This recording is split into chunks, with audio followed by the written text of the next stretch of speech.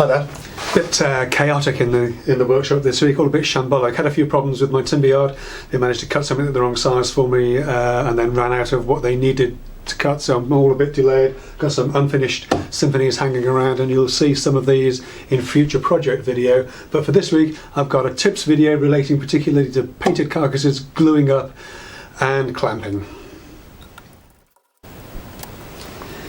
Now, I'm not really a fan of priming and painting. It's one of the dullest jobs I know, but it has to be done, and usually over several coats on each project. To stop my rollers and brushes from drying out between coats, I store them in a plastic mailing bag, and I found the 16 by 21 inch size is perfect for a 9-inch roller and tray, and it's a lot easier than fighting with a bin bag or finding a plastic carrier bag without air holes. They're also really easy to mark up with what's inside too, so you don't accidentally use undercoat when you should be using eggshell, as if you would.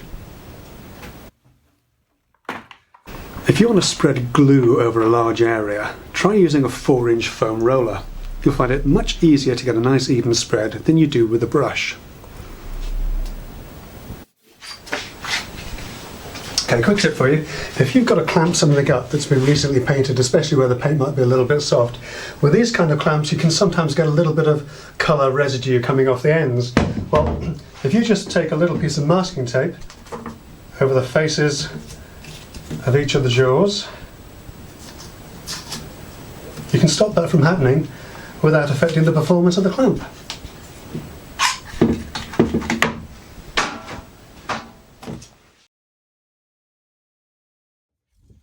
When you're gluing two large boards together, applying pressure with a 6-inch rubber roller from an arts shop or craft store will give you a much more even contact and help minimise air pockets.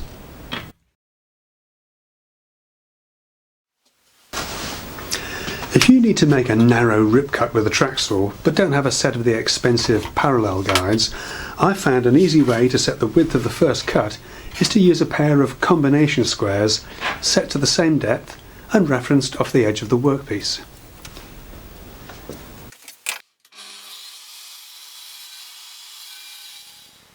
To make sure that the squares are set the same, set one of them to the size you want it,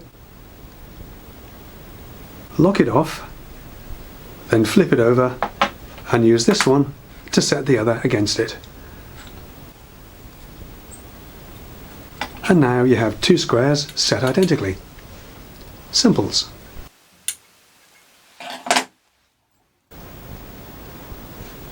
And finally, if you need to make repeated, consistent measurements for fixing elements of a workpiece in place, if you're making a wide set of shelves with upright dividers, say, then instead of measuring each one individually, taking the time to cut a pair of guides from scrap MDF or ply will minimise errors and keep those elements consistently spaced, top to bottom and front to back, whilst they're fixed in place.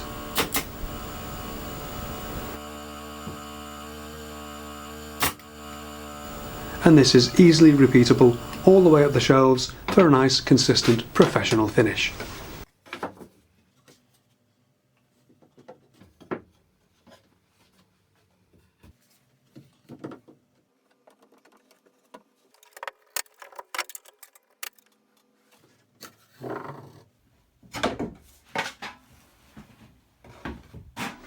So that's it for this week. Thank you so much for watching. As always, if you'd like to see more, please subscribe or check back on a Friday when there's a new video up.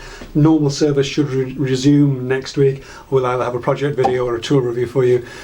So check back then. Hope to see you soon. Take care.